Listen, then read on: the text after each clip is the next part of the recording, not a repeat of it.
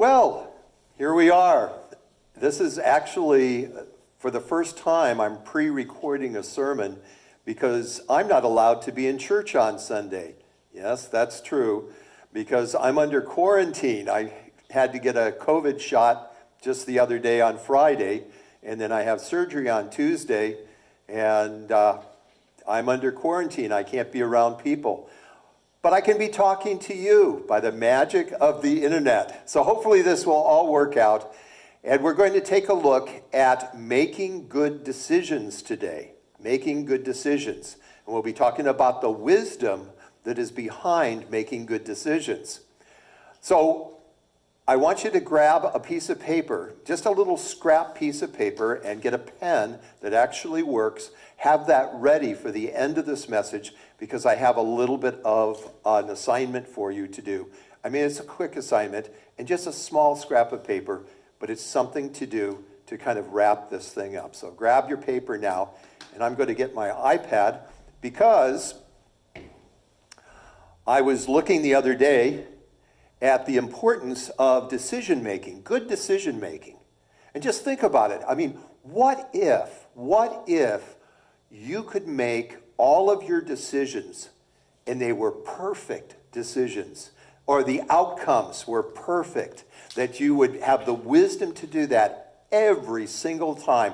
Well, I'm not advocating that you're going to be able to do that after this message, but maybe, just maybe, you'll have a little bit more wisdom, or be able to pursue some paths of wisdom that will help you with some of those tough decisions, maybe that are in front of you right now, things that you're kind of stressing about and trying to think about, decisions that are difficult and challenging. Well, I was going through the internet looking at decision making, and I came across this article. It says, last minute decisions that changed history. Well, I was a history major. I taught U.S. history, and so that caught my eye, and I thought, what is this, And it's like clickbait, there's some interesting things, but these are actual historical facts. I'm not going to do all 13, but I just want to do a couple of them, just because they're interesting. One is Martin Luther King Jr., okay, the famous I Have a Dream speech. Okay, apparently, when he first was making that speech, that the whole I have a dream part was not part of his original speech, which is interesting. It wasn't until, let me make sure I get this right, it's when an audience member, Mahalia Jackson, shouted out from the audience, "Tell them about the dream." She screamed it from where she was, and he improvised. That was an improvisation, and it became the famous I Have a Dream speech, which of course, it did change history. It inspires us today. I have a dream, when all God's children will gather together. Teddy Roosevelt was looking for a second term in an office as president. This is in 1912. He's running for a second term, and he had a 50-page speech. He had this huge speech in all this paper, and he was looking at it just before addressing, and rather than have it in front of him, he takes it carefully, folds this wad of paper up, places it in his breast pocket, and begins the speech. And someone shoots him. Somebody takes a shot at him and hits him, guess where? Right in that wad of paper, and it saves his life. So his decision not to read the speech, of course, this is Teddy Roosevelt, so Rough Rider, he's not going to read any speech. And it was surprising that he had a 50-pager. But that saved his life, changed the course of history.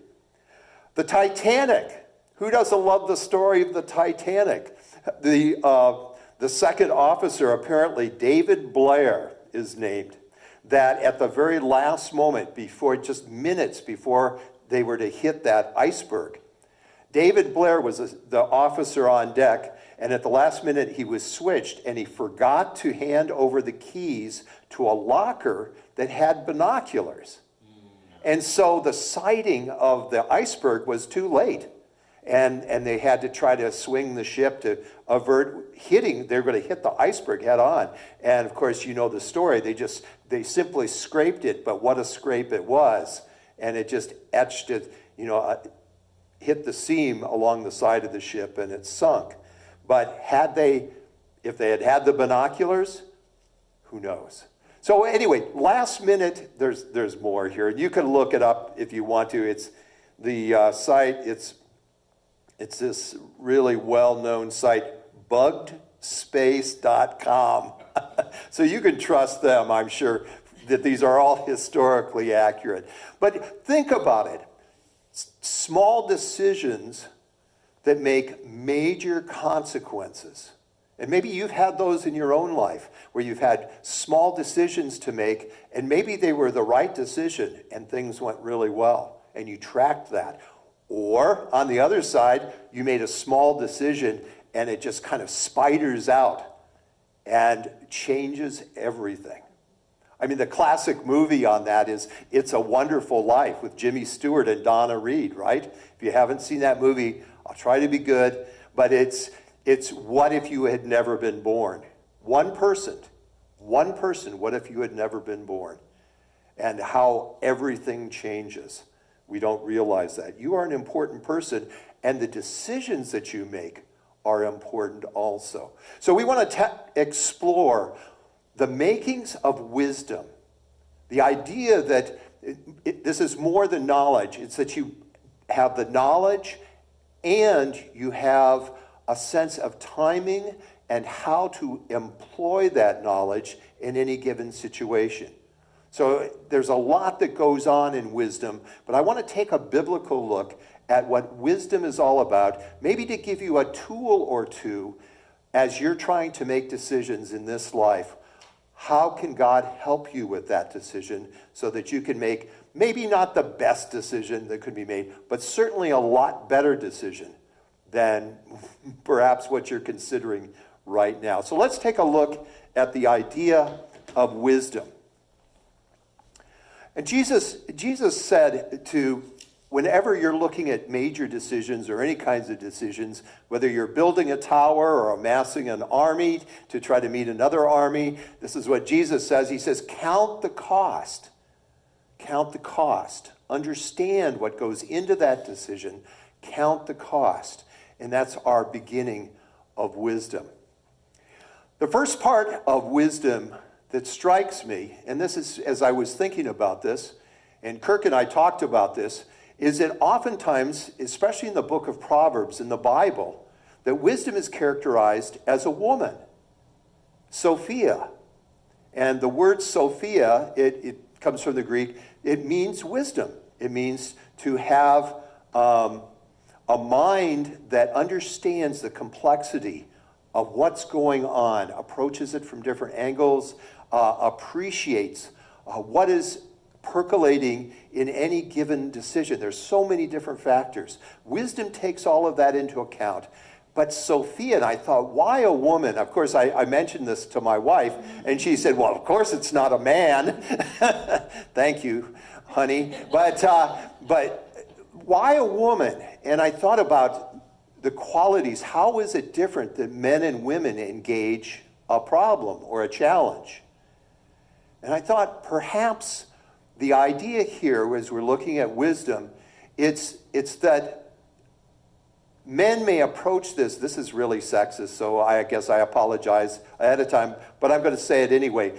A lot of times men or the masculine will approach things categorically or abstractly, and will break things down into categories. And women do this too, okay, so, but a lot of times the masculine side, categorizes and compartmentalizes the problem or the challenge and makes it all neat and nice and colors between the lines and all of that sort of thing.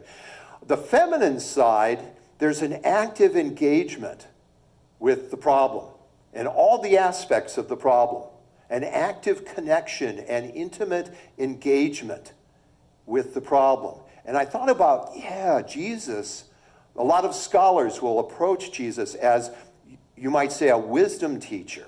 I mean, among other things, prophet, God, Son of Man, all of the other aspects, but focusing on this idea that Jesus was a classical wisdom teacher. And how he taught, he didn't do a lot of the category stuff that the rabbis were used to. or that the spiritual leaders were normally doing. He would tell stories. He would give proverbs. He would give things to people that had to be wrestled with. You had to engage it. And same thing with the Gospels today. To understand Jesus and to understand God, too, for that matter, to understand wisdom, you have to get in there and wrestle with it. You have to get your hands dirty. You have to get some bruises and scrapes and get involved and emotional and spiritual and everything else. There's an active connection that's going on. And you begin to see that. And in all of his parables and in his teachings, and I think about the one parable that we never get right, and it's just a weird parable, but it's the parable, it's typically known as the unjust steward, okay? The guy's a slave, right? And there's rumors that go around that this guy is cheating his master. I mean, if you read this carefully in Luke chapter 16, if you read it carefully, it's just rumors. Well, we know about rumors on Drummond Island, right? You know, small towns know about rumor mills. But so the rumor goes around that this guy's cheating his master, who's quite wealthy. And so the master says, "You're done." And the guy goes, "Oh, no." And he realistically tries to assess. He says, "You know, I'm not too weak to dig, and I'm too proud to beg, and all of my options, they seem to be closed." And then he has an idea, and he says, "I know what I'm going to do. I'm going to take everybody who has debts with my master and basically, you know, tell them you only have to pay back half of it. And then they'll like me and maybe take me into their homes and treat me well. So to get on their good side." So he does this with a whole bunch of people. And the weird thing about this, about the parable, well, there's a lot of weird stuff. But the weird thing is the master commends this. It's called the dishonest slave. The master never calls him that. That's the title that we give it. But he commends him for his shrewdness, his acumen, you know, his creativity. Good job. Maybe he rehired him. We don't hear about that in the parable. But Jesus then says, he says, the children of this world, you know, those out there non-religious, you know, non-spiritual supposedly and all this. Children of this world are so much wiser sometimes than the children of light. You enlightened ones, whether it's Christians, Jews, you know, whatever, you put the fill in the blank. But so many times we aren't very practical. And there's that wisdom, and you have to engage it. You go, wow, the guy's like dishonest, you know, he's pulling, and how is this good? And you have to get in there and wrestle with, you know, different aspects of this. And what do you really mean, Jesus? And so there's this active engagement. That's where wisdom begins, because it's experiential. Wisdom is not abstract. It's experiential. Think about the wise people that you've known in your life. You know, they've lived through something. They lived life.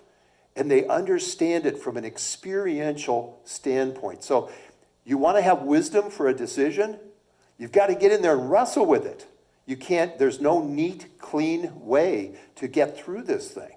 It's got to take some wrestling, a real commitment of mind, body, and soul to jump into this thing. And just like Jacob, wrestle with that angel and get yourself dirty and all of that. But with the confidence that you'll come out with something new, something wonderful, something that will lead or guide you in a better pathway. Okay, so wisdom starts out with that. And I've got a verse in James chapter 3, that talks about wisdom. Well, James in different places talk about wisdom, first chapter. But I like this section in James chapter 3. Turn with me to James chapter 3, way to the end of your New Testament. And we're going to just read verses 13 through 18, because I think James does a good job at describing the character of wisdom. And again, listen for those words that are personal and engaging and draw you in to, there aren't any simple answers. It's about relationships. James 3, 13 through 18. And he writes this, "Who among you is wise and understanding? Let him show by his good behavior his deeds in the gentleness of wisdom." Okay, so there's deeds, there's action. It's not just a head trip. Wisdom is about doing. It's about living in a wise fashion, practical daily living. And there's a gentleness. It's not all testosterone and barging through and making things happen. Wisdom has a gentleness all its own, the feminine side, you might say. Okay, next verse. "But if you have bitter jealousy and selfish ambition in your heart, do not be arrogant and so lie against the truth. Be against the truth." So you have to check your heart. Again, this is a character thing. This is something that involves your inner person. This wisdom is not that which comes down from above, but is earthly, natural, even demonic. For where jealousy and selfish ambition exist, there is disorder in every evil thing. So it's a heart check. So in terms of being wise, it's not just an answer that lies out there. You've got to do a heart check.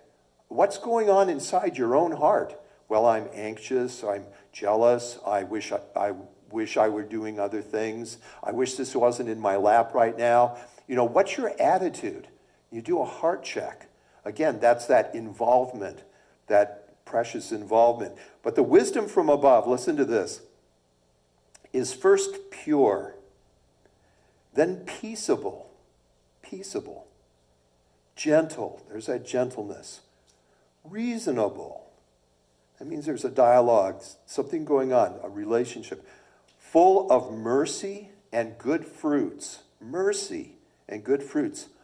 unwavering, it stands its ground, okay? Like a mother bear. Unwavering and without hypocrisy. It's consistent. And the seed whose fruit is righteousness is sown by peace, who make peace. There's a peaceableness about wisdom. And I think about the wise people that I've known in my life, and there is a peaceableness. There's a grounding. It's like they're connected, and they understand that where their life is going and how life works, and there's a deeper understanding and a calm, a peace. You can breathe. So wisdom from above, and there's that engagement, that involvement. And then in Colossians 2:3, you don't have to go there right now, but in Colossians chapter 2, verse 3, that Jesus is the embodiment of all that. Jesus is the embodiment of all that. That in Jesus are hid all the treasures of knowledge and wisdom. So your relationship is not only with the problem, it's not only with your own heart, but it's with Jesus too. That seeking and wrestling with Jesus and listening to Jesus and trying to get involved and where is Jesus in all of this and really trying to mix it up with Jesus, your answer begins to come. The wisdom begins to rise up to the top where you can see it. Another great chapter, and you don't have to go there right now, but I commend it to you, an entire chapter that's basically about wisdom. And it's in the book of Matthew. It's Matthew chapter 25. There are 3 stories in Matthew chapter 25 that talk about wise versus foolish. Wise versus foolish. And so I've distilled down those stories to just a couple of little information bits that we can take away from that. And you may agree or disagree with me, but use it as a jumping off point. When you read Matthew 25, I commend that to you, to take a look at that and digest it slowly. Listen and engage the stories, the 3 stories that are going on. Engage them as if you were there, okay? Wrestle with some of the questions that are raised. The first story is the wise and foolish virgins. It's basically a bridal party. It's a wedding party. Who doesn't love those? I mean, and so the wedding party is going to be happening late at night, and there's the wise virgins and there's the foolish virgins. The wise virgins plan ahead. They don't assume that the thing's going to happen early enough that they have the oil in their lamps and that oil will be enough. They don't assume that. They're flexible. The foolish virgins are somehow assuming that their oil is enough in their lamp. They don't need any extra. And so, oh, we'll get by. We'll be fine. So, of course, it comes by later than expected. And the foolish virgins don't have enough oil in their lamps, and they have to go hunting around or buying some oil and at late hours and knocking on doors. And all the while, the party happens, and they miss it. It's an opportunity that they miss. And that's part of wisdom, is being able and ready and equipped, in a sense, to be able to welcome an opportunity to be able to act in a wise way. And so they miss the boat. The wise virgins get to go to the party, and they miss out because they didn't plan. They weren't flexible. And that's part of wisdom, the idea of flexibility, to understand that life may not go the way that you think it's going to go. You know, we make the plans, you know, but God knows what's going to happen. And it's all to be able to have that flexibility, to be able to see a larger picture. Oh, this might go on, this might. Without the worry stuff, okay, and the anxiety stuff that goes along with that, to calmly or peaceably, like James would say, with peace in our hearts go, well, I think maybe we should do these things. So to plan flexibly. Plan flexibly. The second story is the wise and foolish slaves or stewards. And that's basically, there's a master there, and he leaves them with some money, different amounts of money. And he says, go and invest these wisely. Okay, these are slaves of at least a higher class, and where he trusts them with some money. And they're supposed to go and invest it. So they do different things. They invest it and get some return on that, all except for one slave, one dude, because he's all afraid. And he knows the master is going to be hard and all this stuff. So he thinks he's going to protect it. He buries it, puts it in a little napkin and buries it. And he said, well, at least I won't lose money. And I refuse, here's the point, I refuse to take a risk. I refuse to take a risk. And that's his downfall. Because the others took risks of varying degrees, and it paid off. Or at least that's what we hear in the story. It pays off. I mean, one guy had a lot of money.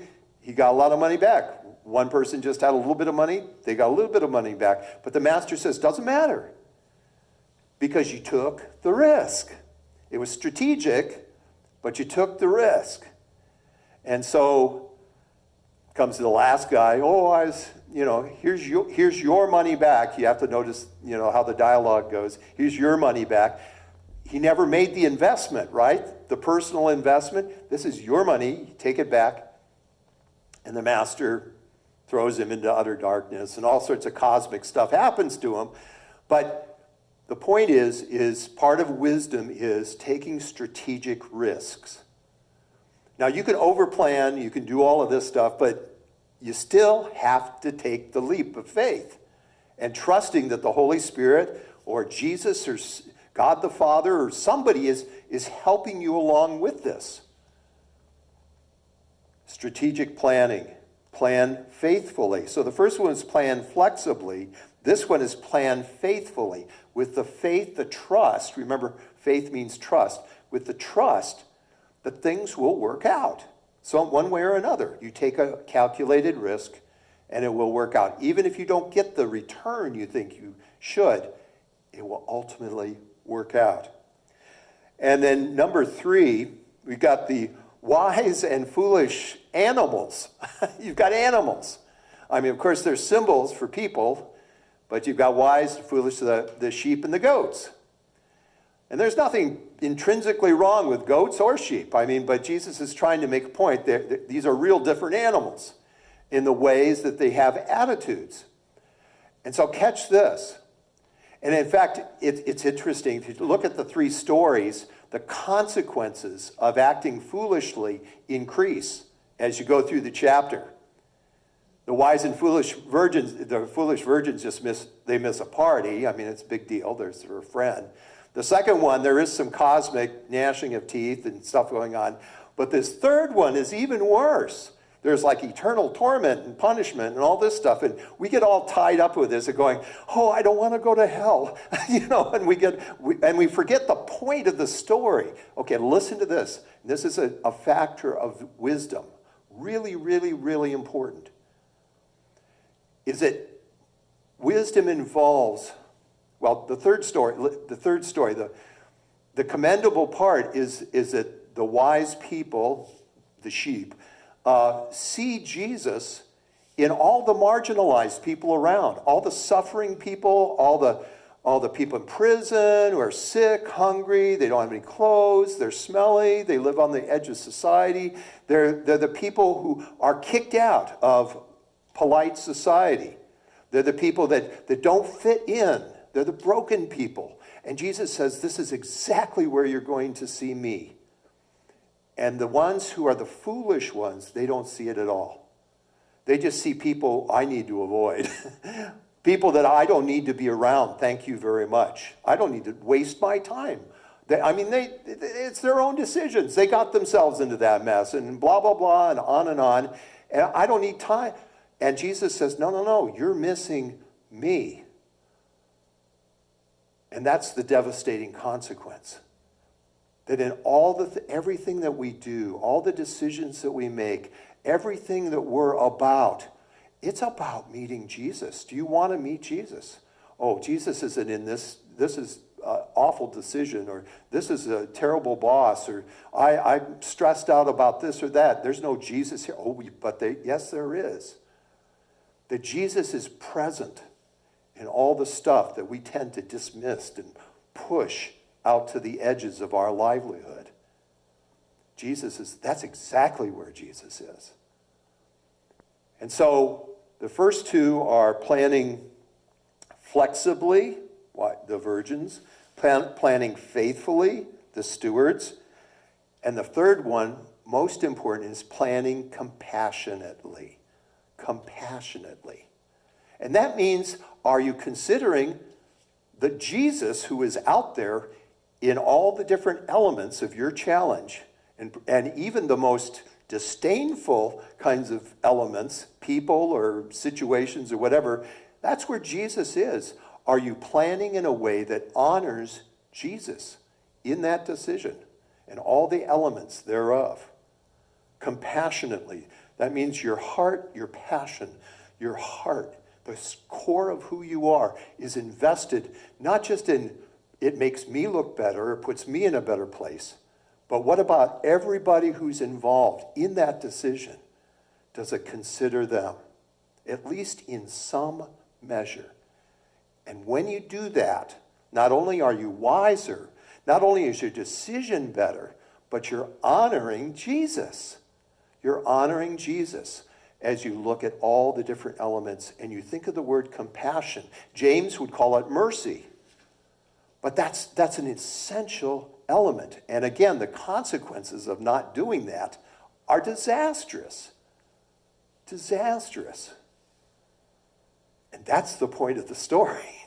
It's not about, oh, I've got to be a good Christian so I don't go to hell. I need fire insurance and I need it now. No, it's about how you live, how you engage life. How you engage life. And that's what wisdom is all about. And then finally, I have a story, and it's not from Jesus.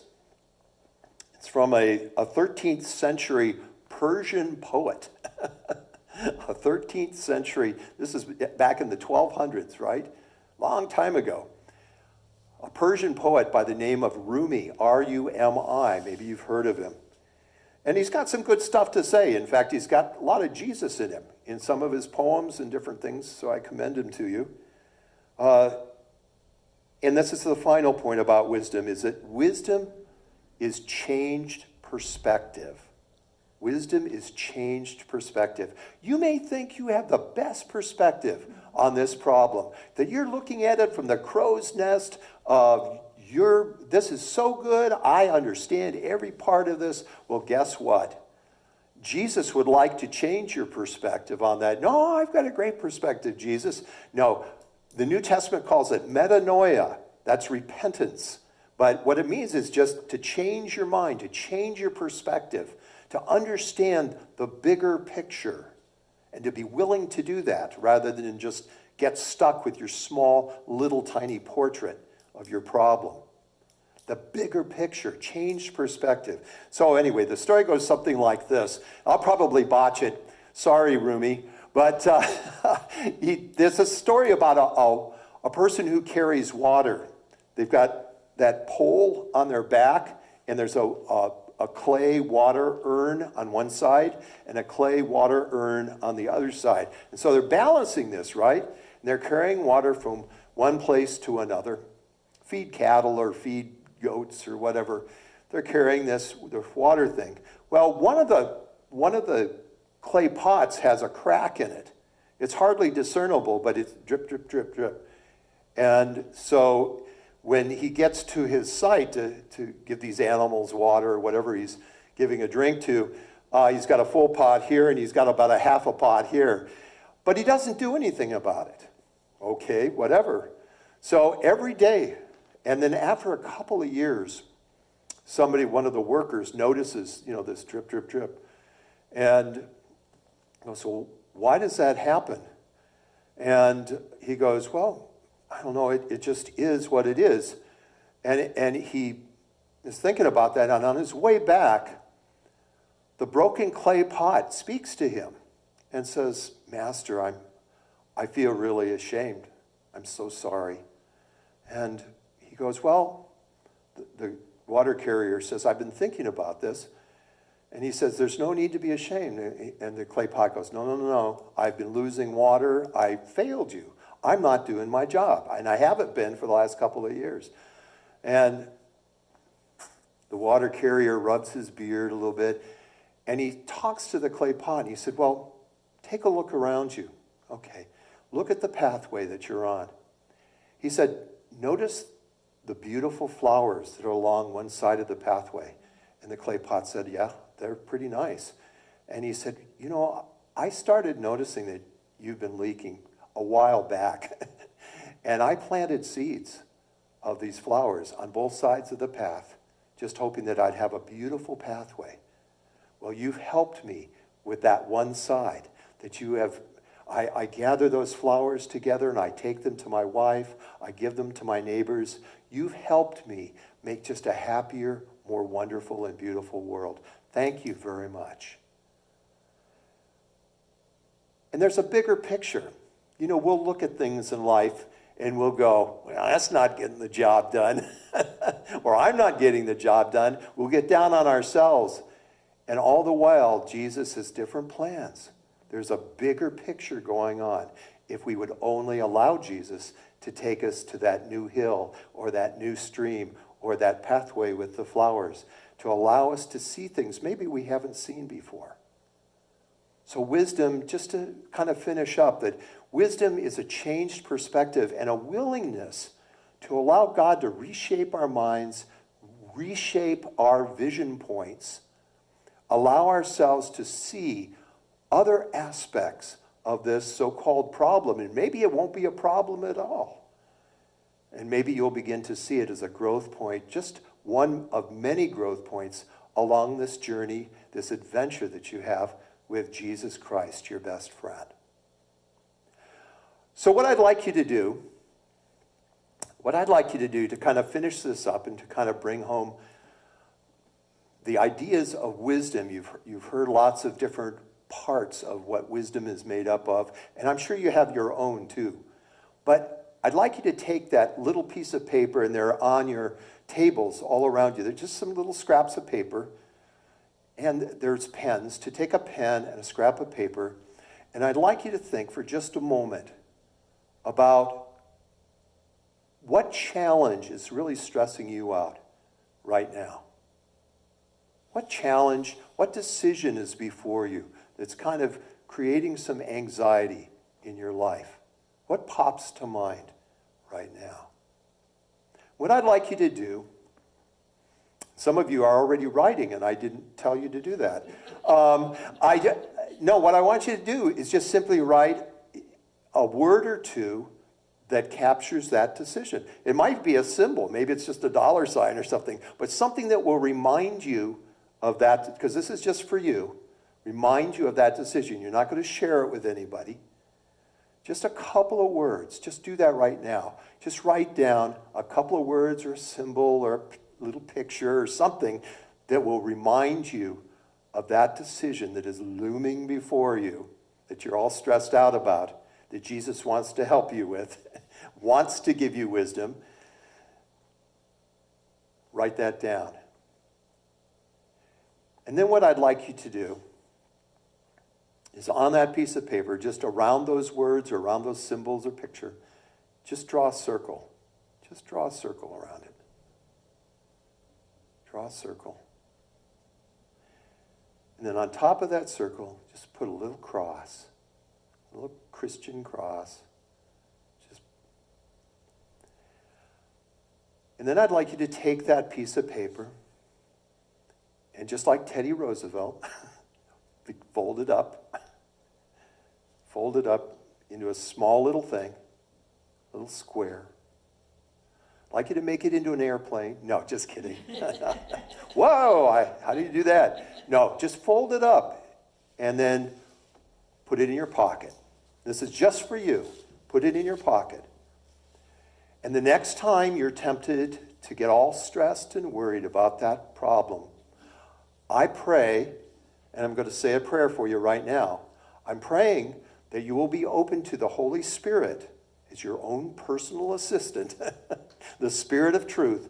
I'm going to pray for you that you will think about that little piece of paper. Try not to leave it in there when you wash your clothes, okay? But that little piece of paper that's in there, and you can bring it out and see that it is encircled by the love of Christ shown by the cross. His amazing love for you and his willingness to share wisdom and strength and courage to get through this. You can make it. Amen. God bless you. Have a great week, and thank you so much for your contributions of prayer and service and wisdom and financial gifts. And just want to remind people here also that we're starting the practice of having our plate in the back, and you can leave tithes and offerings and whatever you want to in that plate. Candy. Before you leave. Candy, yeah. But thank you. But the idea is to learn to operate in greater wisdom each and every day. God bless you. You can make it.